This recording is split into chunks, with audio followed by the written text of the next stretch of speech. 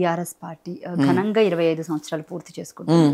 So రేపు 27వ తారీఖున రజతోత్సవం చాలా గొప్పగా నిర్వహిస్తున్నారు అటు ఎల్కతుర్తిలోని వరంగల్ జిల్లాలో. రైట్, అయితే దాని తర్వాత అంటే ఈ రజతోత్సవం తర్వాత అసలు బీఆర్ఎస్ పార్టీ భవిష్యత్తు ఎలా ఉండబోతుంది, కేసీఆర్ అడుగులు ఎలా ఉండబోతున్నాయి, KTR next plan of action ఎలా ఉండబోతుంది? ఇప్పుడు నేను చెప్పేది విని మీరు బీఆర్ఎస్ అభిమాన, కేటీఆర్ అభిమాన, కేసీఆర్ అభిమాన అనుకుంటే అది నీ పొరపాటు అవుతుంది. ఎందుకంటే నేను చాలా ఖచ్చితంగా మాట్లాడతా. నేను ఏ పార్టీకి సంబంధించిన వాడిని కాదు, ఈ సంగతి తెలుసు. ఎవరిని వీళ్ళని పొగట్టడం, వాళ్ళని తిట్టడం ఇలాంటివి నాకు చేత కాదు. ఉన్నది ఉన్నట్టు మాట్లాడటమే నా పద్ధతి. ఏమ్మా, తెలంగాణ బీఆర్ఎస్ భవిష్యత్తు ఎలా ఉండబోతున్నావు అన్న ప్రశ్నే తప్పు. అసలు తెలంగాణ తీసుకొచ్చింది ఎవరు? కేసీఆర్. అవునా? ఆయన భవిష్యత్తు గురించి మాట్లాడే అసలు అర్హత ఉందా నాకు? అడిగే అర్హత కదా నాకు లేదమ్మా.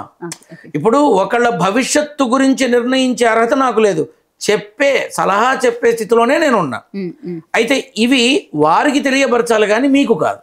అయితే రేపు జరగబోతున్నటువంటి ఈ కార్యక్రమం ఏదైతే బీఆర్ఎస్కి సంబంధించిన అత్యంత అద్భుత రమణీయంగా చేయబోయేటటువంటి రజతోత్సవ కార్యక్రమానికి మాత్రం ఎవరు ఊహించని విధంగా అద్భుత ఫలితాన్ని చూస్తారు. అంతేకాదు, బీఆర్ఎస్ ప్రభుత్వానికి మళ్ళీ మొదలైందే చరిష్మా అనే విధంగా వాళ్ళకి రాబోతోంది రిజల్ట్.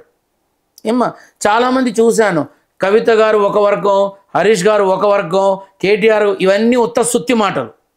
దయచేసి మీ మాధ్యమం ద్వారా నేను చెప్పేది ఒకటే, కావాలని ఇలా ఈ రకమైన మాటలు, ఈ రకమైన విధానం తీసుకొచ్చి బురద జల్లే ప్రయత్నం చేసి వాళ్ళ మధ్యలో ఏవో కుంపట్లున్నాయని ఆలోచనలు రేకెత్తించే విధంగా చేసేటటువంటి కొన్ని వాక్యాలన్నీ కూడా తప్పుడువి అని చెప్పగలను.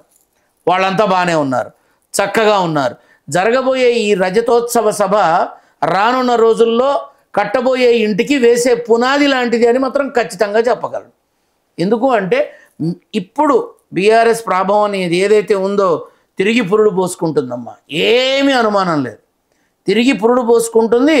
మళ్ళీ రానున్నటువంటి సిటీ పరంగా జరిగే కొన్ని ఎలక్షన్స్ ఏవో ఉంటాయి కదా, జిహెచ్ఎంసీ, అందులో కూడా తన మార్కు చాలా క్లియర్గా కనబడుతుంది. ప్రత్యేకించి రంగారెడ్డిలో మాత్రం ఢంకా బజాయిస్తుందని చక్కగా చెప్పచ్చు. ఏమీ అనుమానం లేదు. కాబట్టి బీఆర్ఎస్కి సంబంధించిన అంటే ఆ టీఆర్ఎస్ అనేది తెలంగాణకు ఒక భవిష్యత్తునిచ్చింది, తెలంగాణకి ఒక రూపాన్ని ఇచ్చింది, తెలంగాణ అనే ఒక రాష్ట్రాన్ని తీసుకొచ్చింది, తెలంగాణ అనే దాన్ని అంగరంగ వైభవంగా చూపించింది, సర్వాంగ సుందరంగా తీర్చిదిద్దింది, ఎంతోమందికి ఎన్నో చేసింది అని చూసాం. ఇప్పుడు 100కి 100 జరగకపోవచ్చు, 100కి 90 మంది లబ్ధి పొందారు కాదా? ఎటువైపు చూడు, ట్రాన్స్పోర్ట్లో ఎన్ని మార్పులు వచ్చినాయి, ఫ్లైఓవర్స్లో ఎన్ని మార్పులు వచ్చినాయి, కట్టడాల్లో ఎన్ని మార్పులు వచ్చినాయి. అవి వచ్చి 1 ఇయర్ కాదమ్మా, 10 ఏళ్ళుగా జరుగుతున్నాయి అవన్నీ. ఇప్పుడు అనొచ్చు కామెంట్స్లో, వీడు వాళ్ళ అభిమాని, వాళ్ళ తొత్తు, వాళ్ళ దగ్గర బాగా డబ్బు మూటలు తీసుకున్నారు.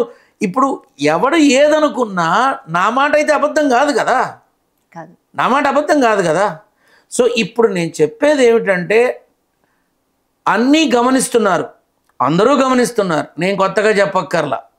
కాకపోతే బీఆర్ఎస్ పార్టీ యొక్క రజతోత్సవ సభ చాలా చక్కగా మళ్ళీ తెలంగాణకి పురుడు పోసుకుందా బీఆర్ఎస్ అనుకునే విధంగా జరుగుతుంది. ఫలితం కూడా అలానే ఉంటుంది.